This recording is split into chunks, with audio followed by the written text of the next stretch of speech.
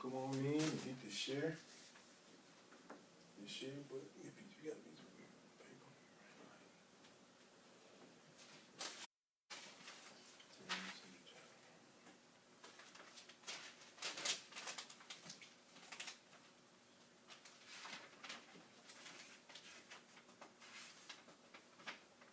You ain't running your plays, man. All the time. It's a passion there, man. When you can sit up and do it like that and just let it be, oh man, there you go. That's what it's all about.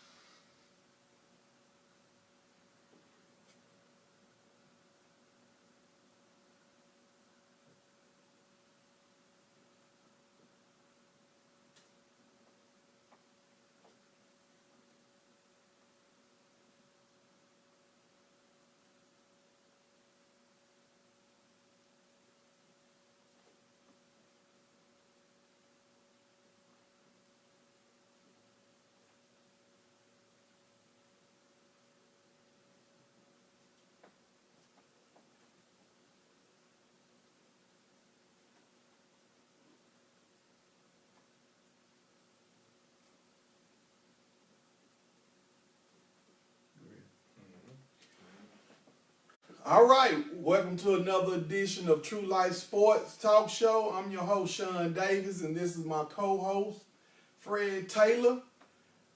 Hey, we made another episode, my brother. Yes, sir. All right. Let's go. Before we get started, we'd like to thank Real Estate Depot, 1700 West Government Street, Brandon, Mississippi, 39042. You can give them a call for all your real estate needs. They handle commercial and residential. And the agent that we're highlighting this week is Terry Davis. You can give him a call at 601-624-4663. Once again, that's Real Estate Depot, LLC, 1700 West Government Street, Brandon, Mississippi, 39042. And our agent for the night is Terry Davis. All right, man, listen, we want to apologize for the delay tonight, but we just happy that you all stuck it out with us and able to get on live with us, and we're going to try to bring you a good show tonight. Oh, still having some audio stuff. I wasn't out waiting for this. I ain't CNN, Fox Sports, and ESPN, small budget, so we getting together. All right, man, tonight's topic: the lack of diversity at the FBS level for minority head coaches. That is a big elephant in the room. So tonight, we're going to try to shrink some of that air up out that elephant and find out what's really going on. Okay. Before we get started, let's recognize another sponsor. Natural Soul Holistics. They take care of all your holistic care. Tonight we are advertising the pain cream.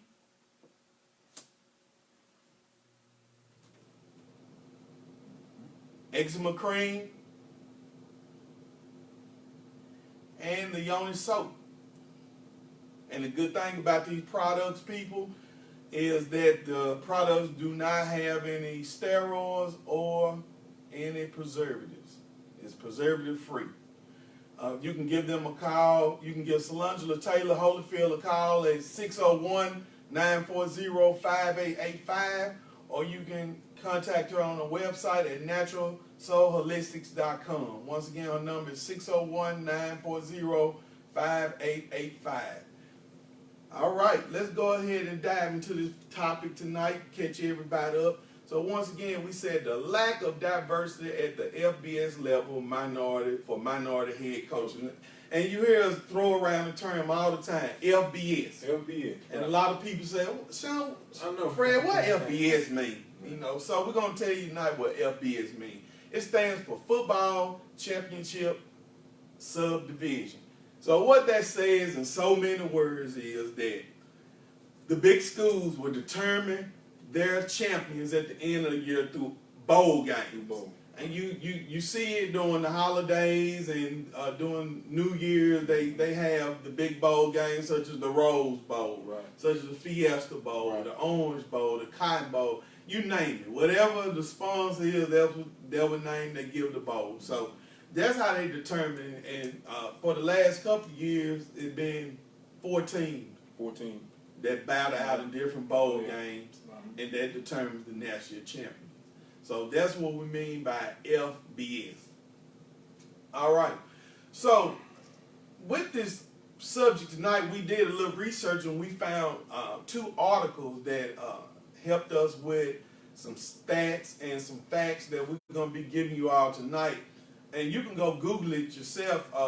One of the topics is called Missing Men, the lack of African American head coaches in college football, and it's written by Matthew Lynch.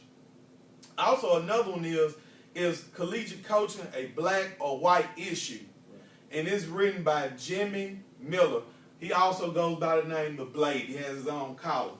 So let's look at some staggering numbers that we found. Let's get into it. 1,018 coaches at the football championship subdivision level. And out of that 1,018, you only have 312 black coaches. Whoa. Once again, you have 1,018 coaches at the FBS level, but only 312 are black coaches. Wow. Okay, another staggering stat that we found is 255 offensive and defensive coordinators. Those are the guys that coordinate. They coordinate the defense, they coordinate the offense. Right. And they tell them, hey, we're going to run this, we're going to run that, we're going to adjust this, we're going to adjust this. So it's like your manager. Your manager helps coordinate it, or your supervisor. Right. So that's what an offensive coordinator, a defensive coordinator means. Out of 255, only 31 are black. 31 out of 255. That make up 5% of FBS. 5%. So tell me, is that a problem? That's a major problem. Yeah. Right. So tonight we're gonna try to figure out where the problem come from. You know, what's really the reason. And hey, we want y'all to chime in on this, even if you're not familiar with it, but you kind of understand where we're coming from. Hey, give us a text at 601-732-5063, or you can just email us at truelifesports@gmail.com. It's true life, one word, truelifesports@gmail.com. So, Fred, what you see a problem at with this? Where do we start? The lack of diversity. I don't know if it's, we know it's a university call on it, you know. Is it a lack of we talked about last week with the quarterback position. Is it a problem that we're having black men leading young black just athletes, period? Well, this is one thing that they said in the article. Is college coaching black or white issue? It's by Jimmy Miller. He said one thing about it is when you're promoted to be a coordinator, that position usually ends up being a head coach. Right. Great. And so think about when you're a coordinator, you're really a head coach and trainer. Well, you head coach. You get a chance to dictate how many you need on scholarship. You dictate personnel. Right. You have a say-so and your staff. That's right. If I'm an offensive coordinator and I'm or a defensive coordinator and I'm teaching a system, right. and I said, well, hey, I need somebody to help teach this system as well or even better than I can, right. so I'm going to hire Fred Tatum. Right. So I have a say-so of some of the people that can come on staff that can assist me as a coordinator. Right. So it said that coordinators are viewed as play callers, which we know, but also it leads to promotion, like I said. But the problem is that most of your minority coaches are not considered coordinators. Right. They're considered as recruiters. That's what I've always said that. They're your best recruiter. Because most of the time, those are the ones that they send into the homes, into the inner cities, into the neighborhoods. Because you can relate. It's a relationship that you're building. Exactly. And that's one of the problems that I've had. Have we just decided? Are we just runners? Are we just coordinators? Have we just settled? To me, man, it's been I don't say for instance like the university.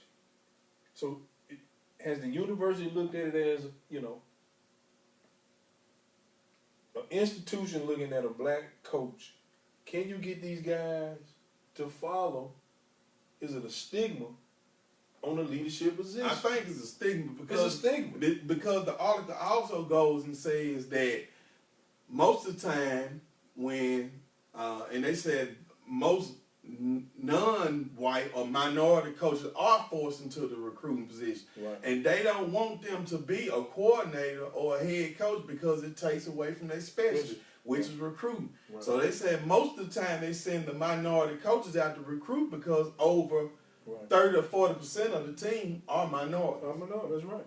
That's right. Especially when you look at the SEC, it's a high percentage of black kids on those teams. Mm-hmm. And those that go out and recruit those guys are black recruiters.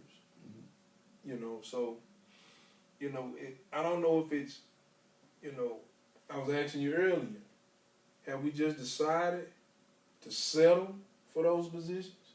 And I was looking up an article earlier. Go ahead and go to the article I need to do. I was looking up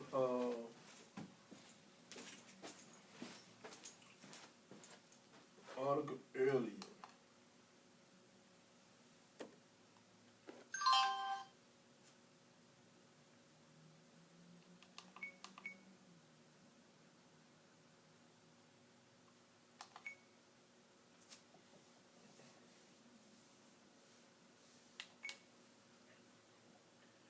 Okay. I was looking up an article earlier. And I was concerned about the Black Coaches Association, right? And reading this article, the Black Coaches Association was dismantled. So, who was running that, who was over that, was the legendary Nolan Richardson of Arkansas, Razorbacks. And he was just talking about, this is his quote, "You don't have any black coaches out there now who can carry any weight whatsoever. So, to me, are we strong enough? Are we demanding enough to say, hey, we need to be in these rooms, you know, being considered for these jobs? So when you got guys like Nolan Richardson, John Thompson, the late Eddie Robinson, they dismantled the Black Coaches Association.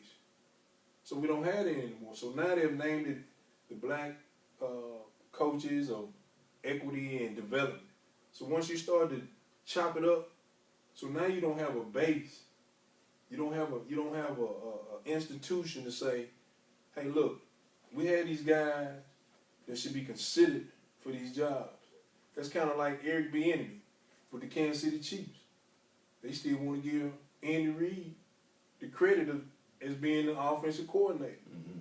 But Eric Bieniemy is actually the offensive coordinator. Now I'm gonna tell you another problem that we possibly have with this is the alumni and the boosters. Right.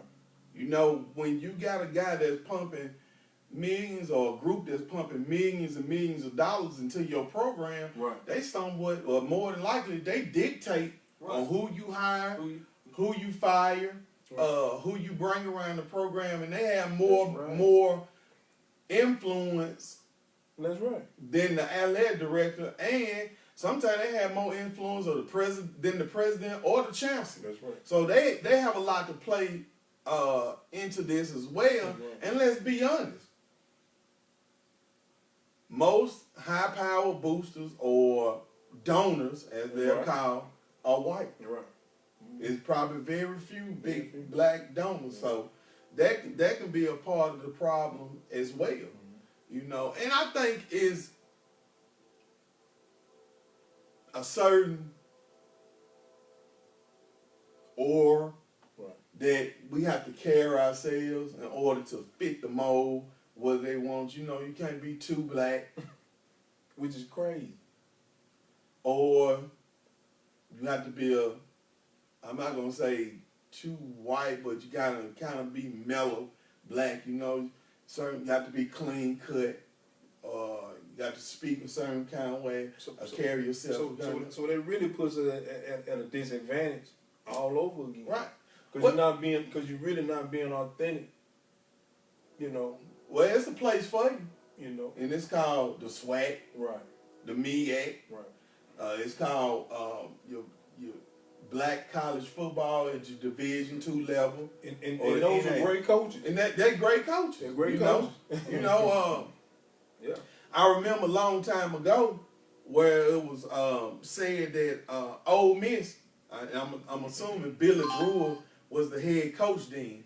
He offered James Carson a job at Ole Miss to come in and be a linebackers coach. Be a linebacker coach. Right. If I'm not mistaken, if I'm wrong, Sam Pope, if you're listening, brother, if you just heard what I said about James Carson being offered the linebacker position job at Ole Miss years ago, if I'm wrong, please correct me. But it was said that he was offered. This was the time he was the head coach at Jackson State. And if you know James Carson, he did great at Jackson State as a head coach. Great recruiter.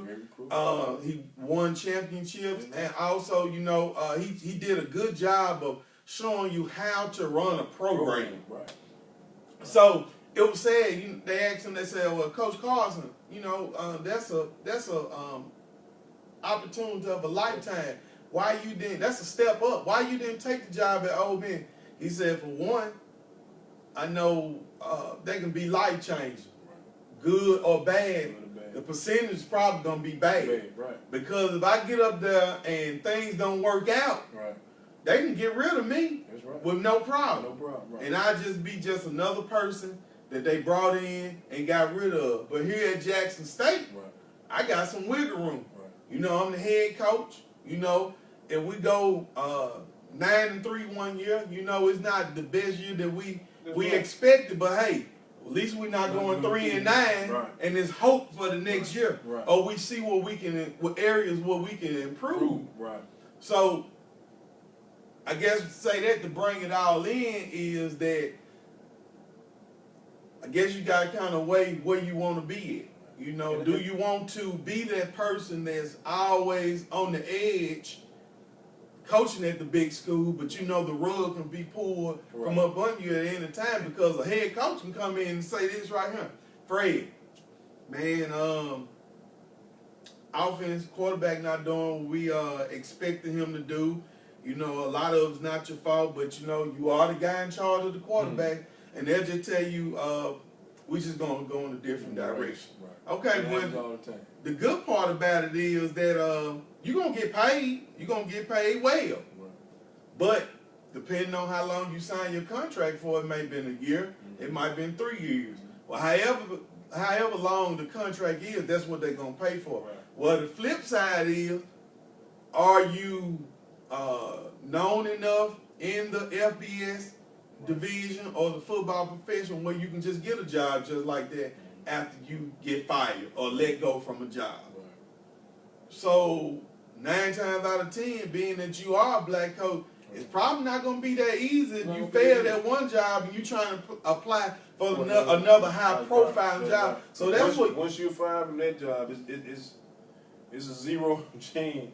A great chance that you get that second look. That you get that second look. You know, go ahead. Because I remember talking to some guys here on the high school level, and most of them, man, was kind of waiting on white coaches that did pretty well outside of JPS. Mm-hmm.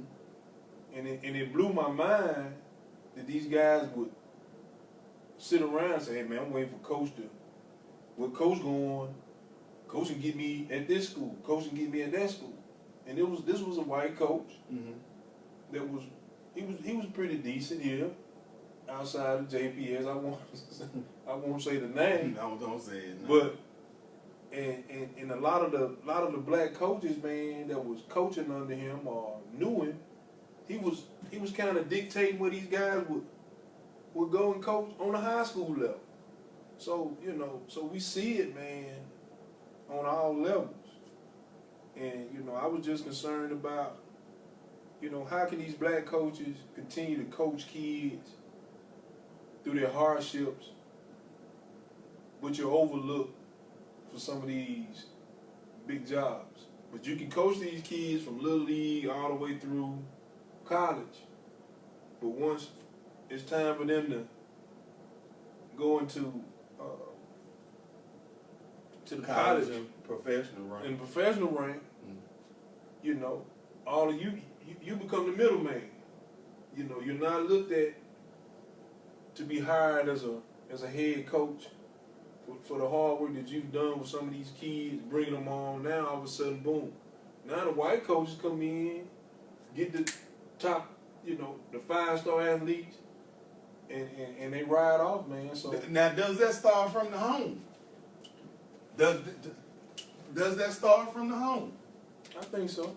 You know, is that embedded into the kids? It's a perception. Yeah, it's a perception. Yeah. Now, is that the right perception? I would disagree. I always respect the authority, period. Right. I didn't care what color you were. Right. If your name had head coach or you my position coach or you just a coach on the staff in general, if you told me, Sean, you're not running fast enough, I'm going to run faster. I'm not going to do it because Coach B is over here saying that I'm running. I'm not going to run harder for Coach B than I ran for Coach W. Right. I'm running hard because Coach said, period. Right. Now, so I think that's a lot of... I think it's a perception. I was telling, like me and you was discussing earlier, I didn't get a white coach until I got to Hines. Right. Coach Murphy. Anything from Little League to high school to junior high, I was coached by black coaches that were successful in all sports, track, basketball, football. So, you know, I didn't look at it as, oh man, white coaches recruited me. I need to go harder, or I need to play harder. Because you hear this perception in a lot of programs. You do. When the black coaches are there, the kids are shut down. Prime example, Will Attack. Will Attack. Will Attack.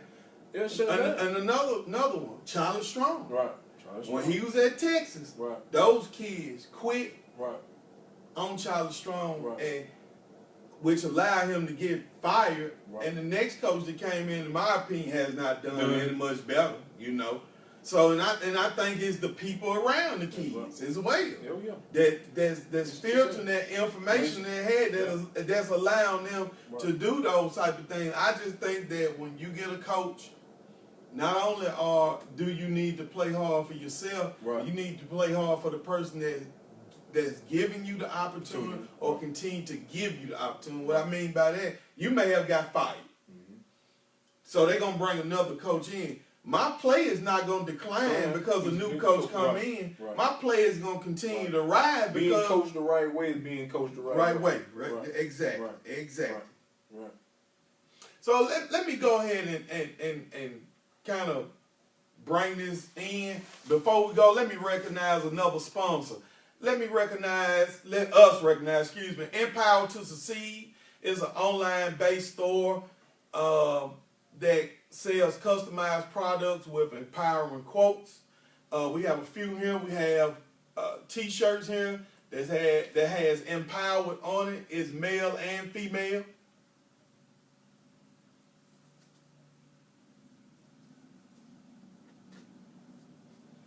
And if you would like to view more of these items, also we have the unbothered mug as well. And if you would like to view more of these items, you can go ahead and check them out at empowered2succeed.net. Once again, you can check them out at empowered2succeed.net. Thank you, sponsors. All right, getting back to it. And I want to tie some information that I looked up myself. So, I was saying that, with the lack of diversity, with the head coaches, minority head coaches, I was looking at the expectation levels that black coaches or minority coaches, because we have some that are other than African American descent, African descent. Right. So anyway, I was looking at just how some of these universities apply the microwave concept to minority coaches. And what I mean by microwave concept, they want their food right now. Right. Microwave, you can put a piece of steak up in there and put it on 2 minutes, it'll be fully done. Opposed to putting it in the oven or frying or however you cook the steak. It may take a while. Right. So some universities now are doing the same thing, but it seems like it's more prevalent when minority coaches. The numbers prove that. The numbers prove. So let's look at some numbers. Okay, I want to look at Mississippi State. That's in our area. So Sylvester Croom was the first black coach to ever coach at Mississippi State, and I won't say in the SEC period. So let's look at Sylvester Croom. He was the coach there from 2004 to 2008. So in 2004, he went 3-8. 2005, he went 3-8. 2006, he went 3-9. 2007, he went 8-5. 2008, he went 4-8. After 4-8, he was fired. Okay, so after Sylvester Croom, they hired Dan Mullen. And Dan Mullen was the coach at Mississippi State from 2009 to 2017. And let's look at some of his record. All right, so 2009 he was 5-7, 10 he was 9-4, 11 he was 7-6, 12 he was 8-5, 13 he was 7-6, 2014 he was 10-3. 2015 he was 9-4. 2016 he was 6-7. 2017 he was 8-4. So I bet you're wondering, you're saying, well, Sean, what does this have to do with anything? Well, if you look at Dan Mullen's record opposed to Sylvester Croom's record, yes, it was better, but it wasn't that much better. Dan Mullen only recorded one 10-win season out of the whole time he was there in Mississippi State. Croom's best record was 8-5. But if you look, Croom got 5 years. According to Dan Mullen, he got over 5 years. Okay? So let's look at another one. Let's look at John Blake. He was the first black head coach at the University of Oklahoma. John Blake was the coach there from 1996 to 1998. His record was 3-8, 97, 4-8, 9-8. He was 5-6 after 3 seasons. And that 3-8 season, I was at TCU. Right. And we beat with TCU. We beat Oklahoma. Was my demise to me at TCU. So right. during that time, he got 3 seasons. Yeah.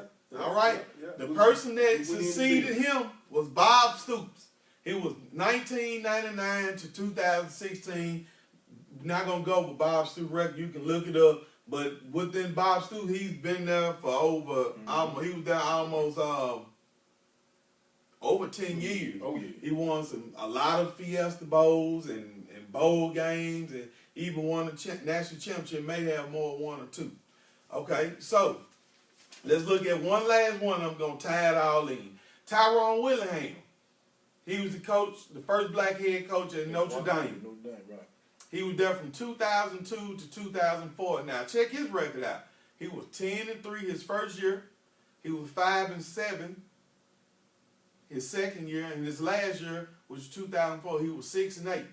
Okay, so now technically he went to a bowl game 2 out of 3 years he was there. In most programs, that's considered a successful season, right. Even though he tailed at the end. Right. His successor was Charlie White, 2005 to 2009. His record was 9-3, 10-3, 3-9, 7-6, and 6-6. Right. Okay, so this is where I'm tying everything in. When these coaches got these jobs, right. If you look at them, in order for them to get those jobs, 1, nobody else probably wanted them jobs. Right. 2, they was a dumpster fire. And I know for a fact that Mississippi State was a dumpster fire. Right. And I like Jackie Sherrill as a coach, but time had passed them by, and the program was at a dead still. Right. It was dead. It was motionless. So they brought somebody in to revamp it. And Kroom revamped the program. But after Kroom got the program where it was respectable, they said, Kroom, excuse me, I don't know why I call him Kroom. Kroom, your service is no longer needed. And you see the same thing here for John Blake. John Blake improved every year. Right. He went from 3-8, 4-8, 5-8. He improved 1 game every year. Okay? And Tyrone Willingham, even though he declined, he still stayed bowl eligible. So what I'm Washington? Huh? Washington? Yeah, he went to Washington too. So what I'm saying here, black coaches are not given the same opportunity to put that stamp on the program as their counterpart. You're looking here to see that the least years that the coaches are given on this list are 5 years. Because your recruiting class, you don't even get a chance to see your recruiting class. Exactly. That's where I was getting with this. Right. Tyrone Willingham never got a chance to see what his class was going to do. According to this, his class were only juniors. Juniors, right. Most of them wasn't juniors because you on red shirt, most of them. Right. Okay, according to Kroom. Now, Kroom got a lot of bad recruits. Right.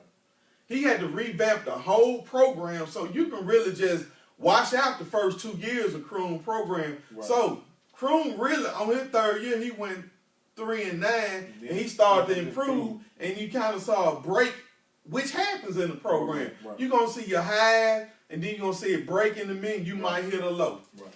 And Blake wasn't really giving he wasn't really giving a chance at all. And really, to be honest with you, he only had, he had two losing seasons. But you can see that he was building up at the 5 and 6, so I would have been very eager to see what he would have did in year 4. That's right. So I think in order for us to be able to erase this stigmatism or this stereotype with the minority coach, they're gonna have to give you more than 3 years. Right. They're gonna have to give you more than 3 years because you're not gonna see your products produced in that short amount of time. And it's stated in one of these articles that in order for a program to see some life, that you're gonna have to get more than just 2 years. And I also stated that black coaches are more than likely to be fired within That's right. 3 years than their white coaches. Here go the stats right here. If you don't believe me, go Google it. Go Google it. You'll look at it and see. And not only him, you can put Kevin Sumlin, Texas A&M. Run him out of there. Texas A&M was horrible. Yeah. When I tell you those were one of the least schools that a recruit would go to when you start talking about a kid in Texas staying in school. Kids were going to Houston before they was going to Texas A&M because Texas A&M had got just that bad. R.C. Slocum was a decent coach, but he just could not pull them over the top. Kevin Sumlin came in and got a Heisman Trophy winner. He beat Bama. And listen, Kroon beat Bama too. Right. And listen, these were during the Nick Saban ages. Right. During the Nick Saban time at Bama, these coaches beat Nick Saban. Right. So the coaching is there. Yeah. Oh yeah. The coaching is there. You want to chime in on this? Yeah, I like the I like the numbers that you hitting us with. It's I don't. We got any questions coming in? No, it don't seem like we have. And look, y'all chime in. It's kind of hard for us to just keep talking. We want some of you football guys to chime in. You football ladies chime in. It's a lady on. And not only that, you see it in the NBA. You see it. The leash is short, man. I don't. You've coached on all levels, right? Except professional. Except professional. So,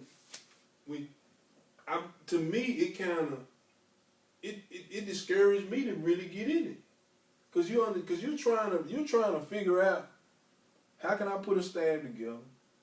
Will the staff be committed? Can you get guys to really come in and say, hey man, we're gonna stick this thing out through thick and thin. We're gonna build this program from the ground up. Cause you had an opportunity to coach on the collegiate level, and on the high school. I've been a head coach, and you've been a head coach. And I can. So, from your perspective, how do you see it? How do you feel about it? I totally agree with the information that was presented. Right. I agree with the topic because it is a lack of diversity. And not like I said, I don't mind being transparent. Right. If I can help anybody through my stories and my testimonies, I'm more than willing. And I can tell you about my first example being a head coach. It was a disaster. Right. It was a disaster. Right. I made some crucial mistakes, but also I went into a situation just like these coaches. It was a dumpster fire. No expectation whatsoever from the players, right? But they expected me to bring Christmas in August. They expected me to bring Christmas in August. And the one thing that I found out that you have to have support from your administration. Yeah, right. I didn't have support from my administration. Right. I was getting questioned on things that a football coach shouldn't be questioned for. Right.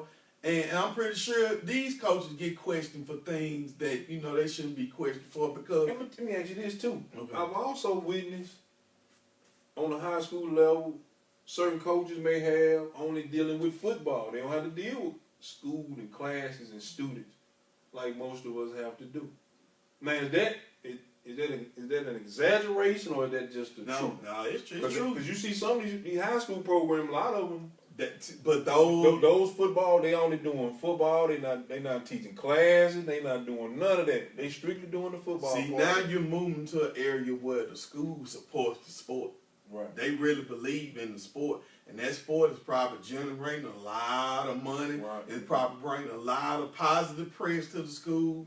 It's probably getting a lot of kids scholarships or affording them other ways to continue their college education. Right. So, hey, if this is how we getting this good publicity on the district, why we want to stress this man out? Or you might just have a good school district where they have enough teachers where, hey, we don't need for you to coach. Right.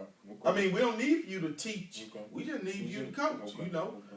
But getting back to it, like you do have to have the administration in the back and behind you. Like I said, they will call and ask me. I remember getting a call in the middle of practice. The AD gonna say, "Well, hey, is there a problem?" I said, well, "Why would it be a problem? Right. We're in football practice." Oh, I got a call and said that the players and the coaches are getting into it.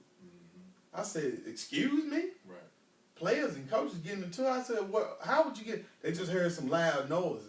I said, "Well, for one, in football, it's gonna be loud noise. You got whistles, you got grunting and screaming and Right. hollering. So your voice has to be loud because you got a lot of moving parts. Right. So if I had to deal with something that small, Something I that could big. just only imagine what a coach that's making $5 and $6 million have to deal with on a Right. day in and day out basis. Right. And on top of that, if you're a minority coach or a black coach or what other coach other than white, what you have to deal with, some of the things you have to answer to, why you went for it on 4th and 1. Why you didn't kick the onside kick? Right. Or why you didn't why you took the field goal instead of That's going right. for it? Right. Or why you didn't go for the 2-point conversion instead of just tying it up? Right. Those type of questions you have to ask. You know, and it can be very annoying. Yeah. You know, and it kind of takes the fun. That's right. That's one. Kind of take the fun out of coaching because you don't want to deal with that because what you signed up for was the X's and O's. Right.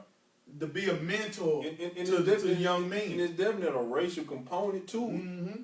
Cause I remember when I did my speed and agility camp over at Bear Haven. You know, you can run across some kids. They're not used to seeing you. They knowing that, hey, your parents may have come and cleaned their house.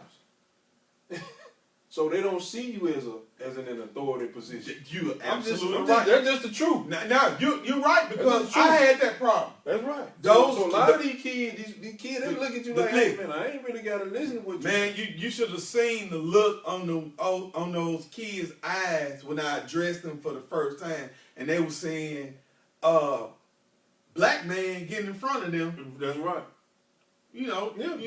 Telling them, "Hey, this is what we gonna do. This Right. we gonna do that." And the bad part about the black kids weren't used to seeing that, so they were like deer in headlights Right, too. too. So they was like, Right. Really? Right. so of course. Mm-hmm. In every group, and it's not just white or black. You're gonna have some kids that buck the system. Right. You know, I remember telling the kid, "Hey son, you're not hustling hard enough. You need to pick it up." And he'll give me a look like, "Who you think you talking to?" Oh, yeah. Oh, yeah. So I don't care about color when it comes to coaching. I coach young men. I coach kids. I don't see color, and I'm not gonna drop my standard of coaching because of what color you are or what color you may think you are, however the case may have. I'm gonna coach. Right. So I had to get him to say, "Look here, son, I don't know what the problem is." So that's our disadvantage because we see things in that light. Right. But the reality is, when you're dealing with these programs, they see that. They do. So we may say we don't see it or we don't, but in the reality of things, when you're dealing with nepotism, you're dealing with favoritism, you're dealing with all these things, hey, I can bring you on for a videographer, move you up to, to an assistant coach. I'll let you be a recruiting I'll let coordinator. you be a crew coordinator. The opportunities are there. And also the studies show that most of the time when you're thrusting being that recruiter Right. or just being a regular position coach and not put in a coordinated position, the Right. chances of you becoming a head coaches are very slim. Right. And another thing I see us, what happens to us, we're out of position. Mm-hmm. Even when we do get the positions of coordinators and position coaches, we're coaching things that we hadn't even experienced or we have no clue about. We have to go back and study instead of them putting you in your strong point. Right. That's like me. You asking me to go coach DBs. That's crazy. But we'll do it because we're saying, hey, we want this job. Well, the money's good too. We want the job. Right. But and I think that's part of our problem. Instead of saying, hey man, my expertise are in coaching quarterbacks. Now you got somebody, man, that probably got on the internet he's a part of the lung, he's a part of the booster. You giving him an opportunity to coach. And I can relate to that because my first college job, I was an offensive line coach. See, you had no business doing that. Money and no money. See, you downgraded yourself. I did, but it was an opportunity. That's why it was an opportunity for me to slide in the door. No, it's not. Look at the numbers. But listen, let me tell you what ended up happening. That was my first year. My second year, I was put to be a running back coach. Now I was more comfortable. But what I'm saying, from the get-go, though, that's not even an opportunity for you to be no offensive line coach. I had to disagree. I'm telling you now. This is why I say I have to disagree with you. Yes, I had to learn a different position. You can always go in and sit in on a coach's meeting to learn the game. That's true. Because I learned some stuff from Big Boy. That don't mean I'm supposed to be coaching that position. But it was an opportunity to get in the door. See, that's what I'm saying. But is it really an opportunity? Now, we just read. It can be. We just read some numbers. But the key thing is, once you get in the door, how you navigate yourself once you get in the door. The numbers not adding up though. Because they're not navigating correctly. Because they're not giving you the correct. You're not getting the opportunity. That's okay. Let's look at this then. Okay, put it to you like this. Look at your boy Spoelstra from Miami Heat. Mm-hmm. He was a video man. Come right in, boom. All of a sudden, he's the head coach of coaching the best players in the world, LeBron James and these guys. So him going coaching, he skipped the whole process of coaching. What being a videographer have to do with you being a coach? Absolutely nothing. But he had the opportunity to go in and get the head coach job under Pat Riley. But look how he navigated his way through. He didn't. But I'm saying he didn't go from a grad assistant coaching basketball. He went from the video room. Okay, but listen, look how you navigate your. Okay, let's say if you go in as the running back coach. But the next year you go in as a quarterback coach. What was the difference? You just learned. All you did was just learn the run game. But if you go in, what you going to apply for? What position do you really want to apply for when you go in for that job? I go to something that I know that I'm a coach. But I feel like I'm smart enough if they give me listen. And the reason why, and I understand when you come, but what sold me on it was I played running back all my life, coach running back after I played. Okay, I always was an extension of the offensive line. So all I had to do was just go in and maybe look at it from their perspective instead of from the back end perspective. So I think that was a win-win situation. Would you really can do that? Now, if they would have said, Sean, we want you to come in as the D-line coach, I wouldn't even apply for it because I knew nothing about the defensive line from a technical standpoint where I got to teach you how to be and going to be successful during game. I was setting myself up for failing that, but I figure my chances are higher dealing with receivers. I still think you can learn all of that. I think from coaches meetings and stuff like that. But I understand what you're saying. But we don't have that luxury. That's my point. Yeah. That's what I'm saying. Now you just have to kind of go whatever they say where you need to go. Because we don't control the narrative. Right. We don't control the narrative. Now, if we go somewhere we control the narrative, such as a HBCU, or maybe a NAIA program, you can kind of control what you want to do. But when you're a minority and you going into somebody else's establishment, so have we settled for that? And my thing is, are black coaches, are we supportive of one another? No, we're not. We're not. Because I made some recommendations. I'm recommending you for the Merle job. And you hear folks, man, he ain't. I'm like, man, hey, man, he can't do no worse than what we've been getting. So, is that a major problem? Oh, of course. We're not supportive at all. Dealing with us. Yeah, we're not supportive at all. And that's something we're gonna have to do. We're gonna have to unite. Right. You know, I had a chance when working on the college circuit to, you know, meet some coaches, and you know, they have a meeting every year, but it's not enough to make a dent because we don't control the hiring. Right. We don't control the hiring, and if you do, and I'm just gonna be honest with you, if you do find yourself getting a position, you probably not gonna be in a position where you can recommend nobody, or you can go pull somebody else up. You're gonna almost have to win a Super Bowl in order for somebody else. You know what you're gonna have to do when you get in that position? You're gonna have to go up in there and be quiet. Right. You're gonna have to do more working with action than with your mouth. If you go up in there talking about, well, I know such and such can do this, and this is probably what you're gonna be if you go up in the big school. If they got however many position coaches in on the staff, it might be 2 black coaches. Right. Yeah. It might be 2 black coaches. Yeah. And guess what? If you go up in there talking too much and not putting a proven product on the field or being an extension of their head coach, you got about 50,000 folks waiting behind you to wait for you to slip. So they brush us off to be dorm watchers. They pay you well, but like you said, right. is that enough? It's not enough. And that's a personal. Right. That's a personal thing that person has. Then is $230,000 enough to buy you out for what you really should stand for? Right. I can't answer that for you because I don't know what you have to do outside of football. You may be taking care of your parents. You may have children. See, like I told you before, I had an opportunity to start a high school recruiting class right here in Jackson. I turned it down because ethically, I didn't want to take on that. I could have easily made $2,000-3,000 per kid. I was offered it numerous times, and I turned it down. So I didn't want to be that. I didn't want to be that guy, be that person. Now I could have made the money. But I just said nah. I said nah.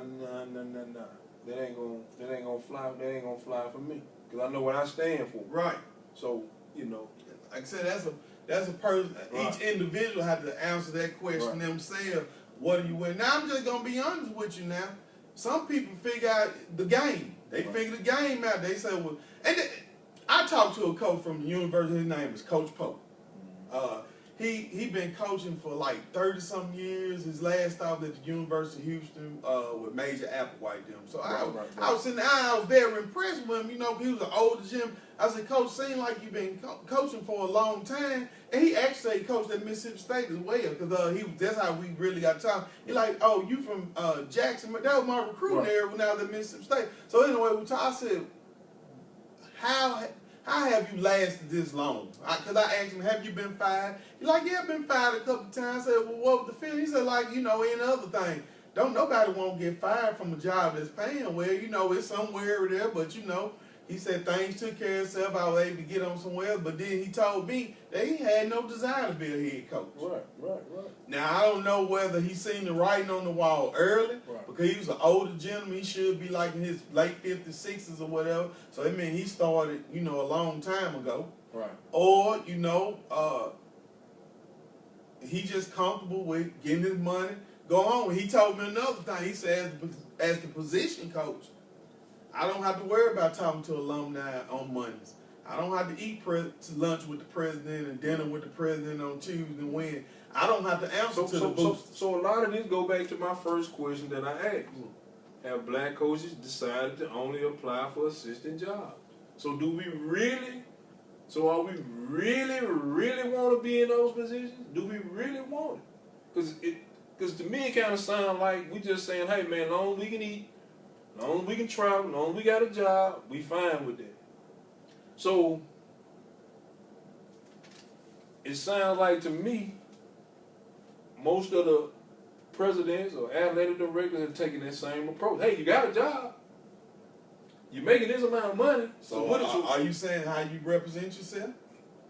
It got to be. So are we not representing ourselves enough where we can kill this lack of diversity? I don't think so. Because what you're saying is Most people just saying, hey man, as long as I can make money, pay my house note, travel, tell my family, hey, we may not be here for 2 or 3 years, we may have to move again. Maybe that's the mentality that we've taken on. So is it a wrong mentality? Well, we're looking at the number. We asked the question about black coaches. Right. So, is it the university fault? I think they have a lot to play up in because you got to think now, your coach is the face of the university. Right. You know, Herm Edwards is the face of Arizona State. Right. Kevin Sumlin is the face of Arizona. So you got to be careful who represent. That's a family. Right. You represent the Tigers. Right. I represent the Days. I'm the face of the Days. Right. So if I'm out there, I always get in trouble with the law or on Skid Row, got a hustle scheme going. I make the Davis family look bad. So that's a worry. You have us looking bad. Right. All right, before we keep going, let's go ahead and acknowledge our last 2 sponsors for the night, T-Shirt and More. They can take care of all your designer needs for T-shirts. They're located on 777 Coopers Road, Jackson, Mississippi 39212. You can get in contact with Andre Dukes at 769-216-3580. Once again, that number is 769-216-3580. And our last sponsor for the night is Next Level Sports Training. Coach Brad Elmore can take care of all your skills training needs, and also Coach Ricky Newborn can take care of all your strength and conditioning needs. You can get in contact with Next Level Sports Training on their website at www.riseabovethegame.com. Also, you can look them up on Instagram at Rise Above the Game and on Facebook at Rise Above the Game. Next Level Sports Training. We want to thank all the sponsors tonight for sponsoring us. Without you, this program would not be possible. All right, bro, let's continue to keep this topic going before we close it up. So you saying that we got to represent ourselves a lot better.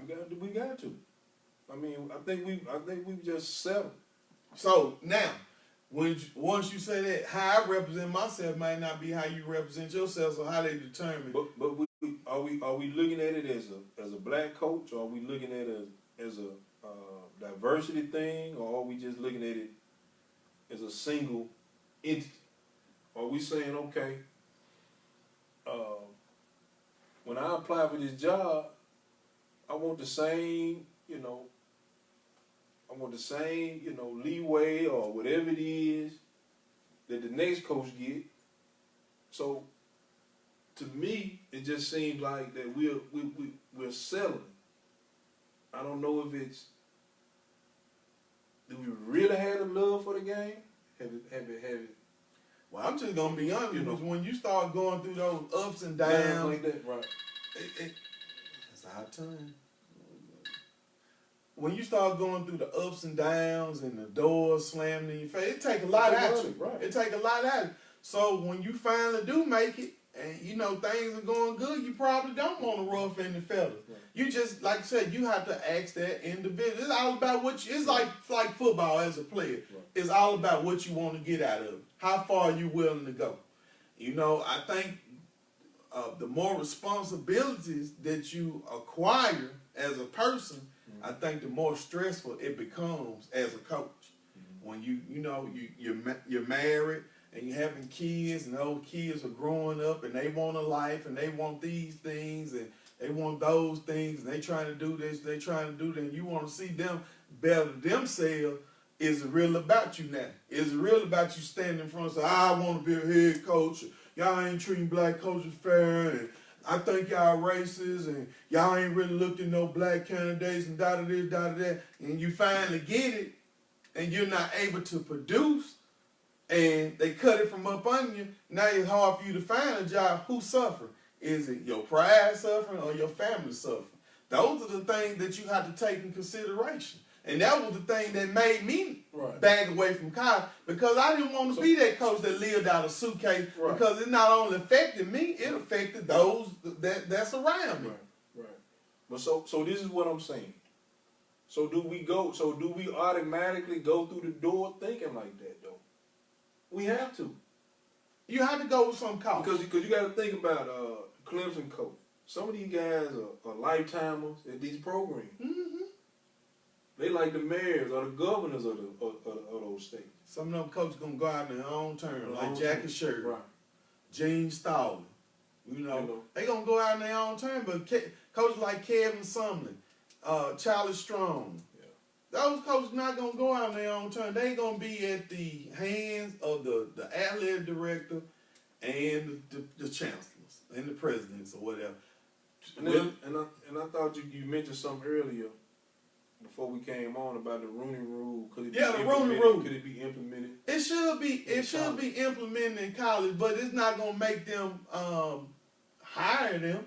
Okay, for those who are watching, the Rooney Rule is a rule that's put in place in the NFL by Dan Rooney, which is the owner of the Pittsburgh Steelers.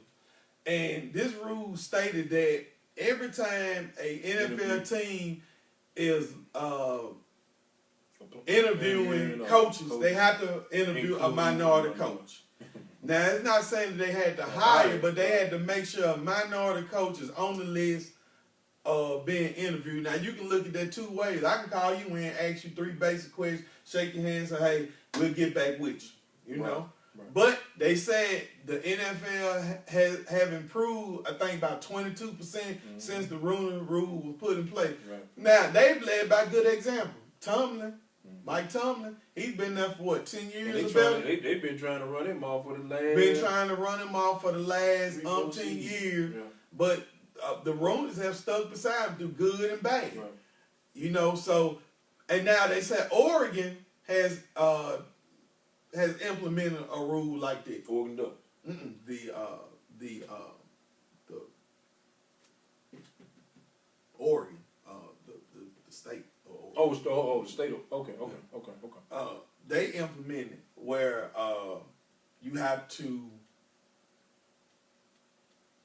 interview a minority coach. See, I think you should be able to add some fines or some scholarships or something has to be done, man, because you know, we know the X's and the O's, and we can be leaders, we can lead men. You see it all the time in the military. You see it, you see it in the neighborhood. I mean, so, But how can you police that, though? I mean... See, it's an inside job. Right. It's an inside job. So, and they'll tell you, even in a regular job, it's kind of hard to put...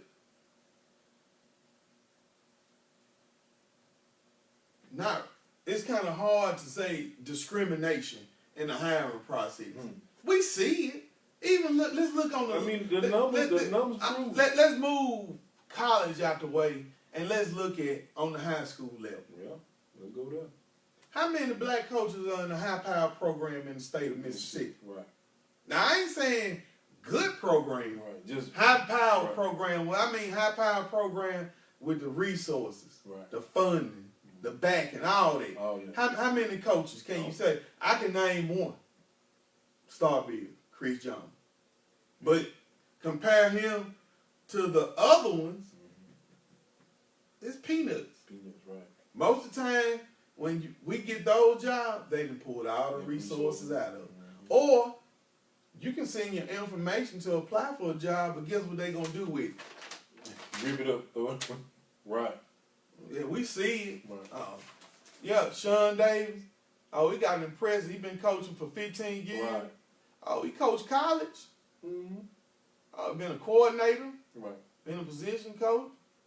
Oh, he got a degree in physical education. Got a master's degree. Everything. He meet all the qualifications. All of it line. Jim, he don't fit this program. We got such and such over there that's next in line. But this is a qualified applicant. Not for this program. Not for this program. Guess what? Gone. Come on now. So, I mean, we know it's there, but how can you police it? It's hard. It's hard. So, guys, we just gonna be honest with it. We don't have a clear-cut answer because that's life. It's just the world that we living in right now. That's just how it goes. Well, that's painful. It's painful. Yeah. But hey, my hat goes out to the coaches that's still on the battlefield, and they making it happen. However they make it happen. That's why I can't knock. If you choose not to be a head coach, if you choose to be silent and not so vocal that it's gonna cost you your job. 'Cause I don't know, what's your reasoning behind it. I don't know who you support.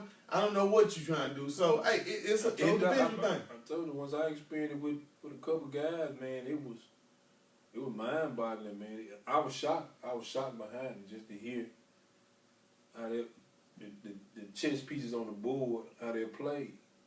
And I didn't think the guy that was calling the shots was such a hell of a coach. 'Cause we beat him. Mm-hmm.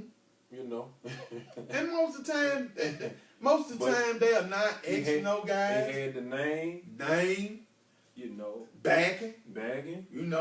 Most times up in the FBS Division I, if that something gun can have a mouthpiece, if he can get in front of the boosters at the luncheon or the dinners, and he can sit up and tell some stories, or he done won a couple of games here, and he can give them to raise some money. Man, he good to go. Most times that's what they want you for anyway. Right. They'll tell you. Fundraiser. We don't need you to come up here and draw up a buck sweep. We don't need you to put a stack blitz in. Right. You hire people to do that. We need you up in here to And recruit, then raise money. Then when the coach told me he was there to keep an eye on the black kids when they got out of control, I looked at it and said, man, you sound crazy, man. That's the truth. I said, man, those folks don't need you for that. But they got you here for that. But they don't really need you here for that. And he really thought, in his mind, You and said I was like, it's the truth. I was like, man, It's the really? truth.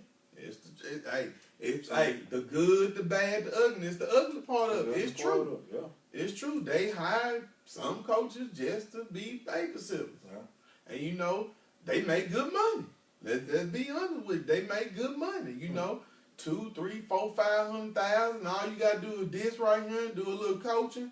Man, after 2 years making 500,000 a year, you done made over $1 million. So And then once they get most of these black coaches to these camps, man, give you $200-300 for a couple of days. Now you done negotiated some of your players, So it's great question, man. Great question. Like you say, I don't know.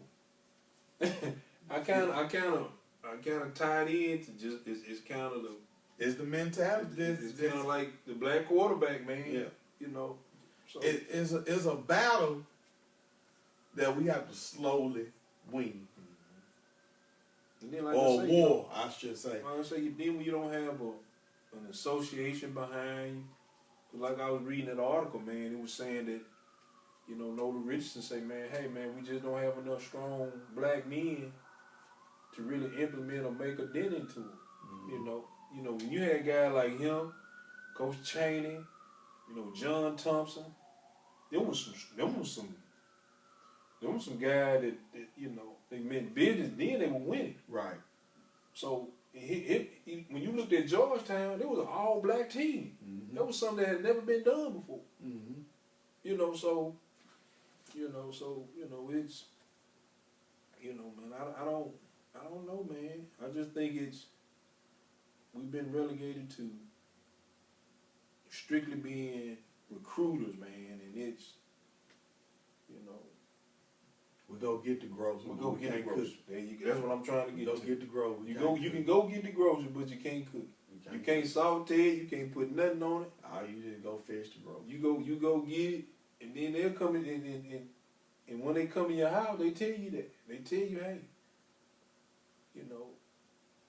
they sell that person that they sell that head coach.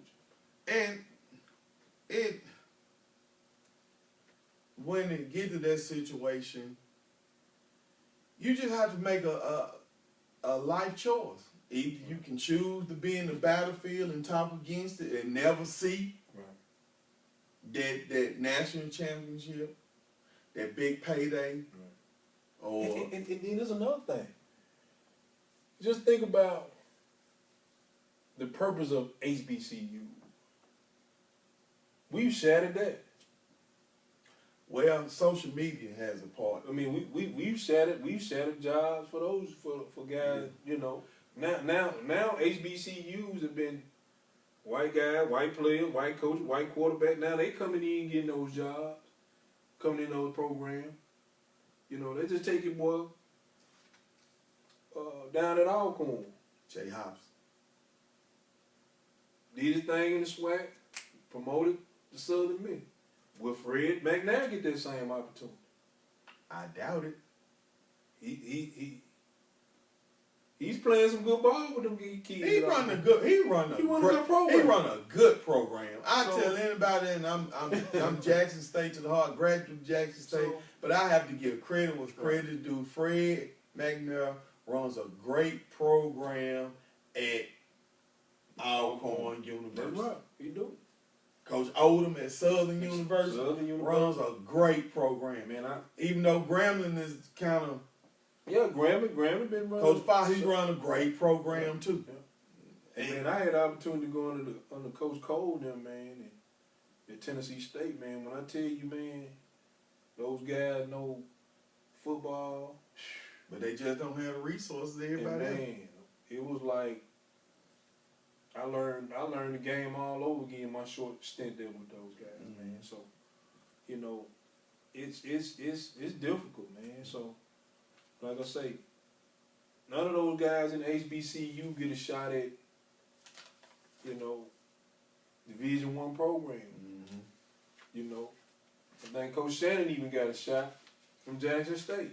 He did. You see what I'm saying? But who else come through those programs that have done just a better job? Cole McKenzie. Did a shot. Right. Cordell Jones. So, man, one of the greatest, to me, one of the greatest offensive coordinators ever. Right. He was running 5 wide, 2x2 before Archie Cooley before a lot of these coaches were doing it. You know, so your boy Mummy, you know, they gave him the run and shoot title. Right. Air raid. Mm-hmm. But we know Archie Cooley, you know, was putting them numbers over Jerry Wright in there, man.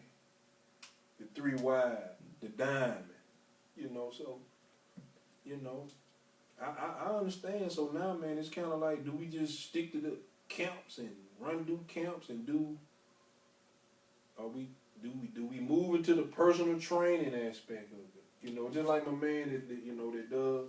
Well, one thing, quarterback whisper, you know. One thing I'm noticing was the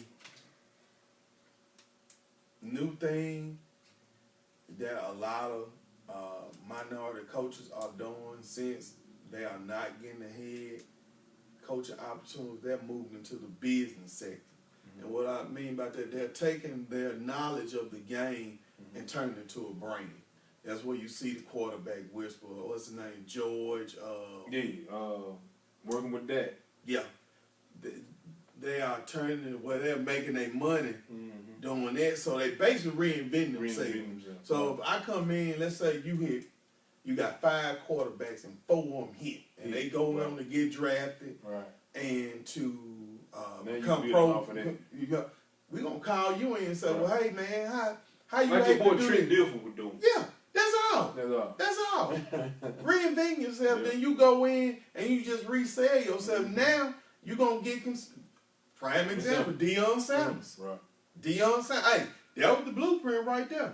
Deion reinvented himself. He went in, learned learned how to teach football through his prep schools and all that kind of stuff. Now his son is a high prospect going into college. Florida State was actually considering him talking about being a head coach. He went in and I think that's what we're going to have to do, just go in and reinvent ourselves. And then that goes back to what I was saying. Just think about Kevin Brodus. Mm-hmm. Snoop Dogg. Mm-hmm. Great little league coach. Has a great resume of his kids going to college, playing college ball, and get drafted. and the resume long.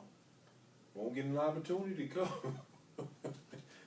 Yeah, you know? Because he don't fit the stigma. Can't have the dreads. Crazy. Can't be known to smoke marijuana, you know, even though some people probably do in their private time. But his numbers speak for Say, themselves. wasn't that they ignore? He got one of the top Pee Wee Pee League Wee programs in the country. Yeah, good success rate. Yep. Yeah. He was able to combine His Texas numbers speak. Yeah. and California. Yeah. But he don't control the narrative. He's just a small part. They'll bring him in to USC to cheer Yeah. and rah the kids, but won't hire him on the stage. Right. So that goes back to this right here, and we're gonna close it on that. We're gonna have to learn how to work from the inside out. It's gonna take one or two on the inside and continue to work out where we can reach one, teach one, and hopefully this thing can turn around. So, man, that's pretty much it. I know we probably went over tonight, but that's pretty much it I have on this topic. Next week, we're going to start a new format. We're going to hit on several different topics, you know, just instead of beating on one, we're just going to touch one. Hopefully we can get you guys to chime in and kind of go in with us on those different topics. You have anything else you want to do? Man, that's it, man. All right. Well, look, we want to thank you all for joining us again. Be looking for us next week. We don't get a chance to, we're going to do a pre-record for next week because next Thursday is Thanksgiving and we want to wish everyone a happy Thanksgiving early. But we will put out a pre-recorded video of True Life Sports Talk Show. So for my co-host Fred Taylor, I'm Sean Davis. We will see you all. God bless and good night.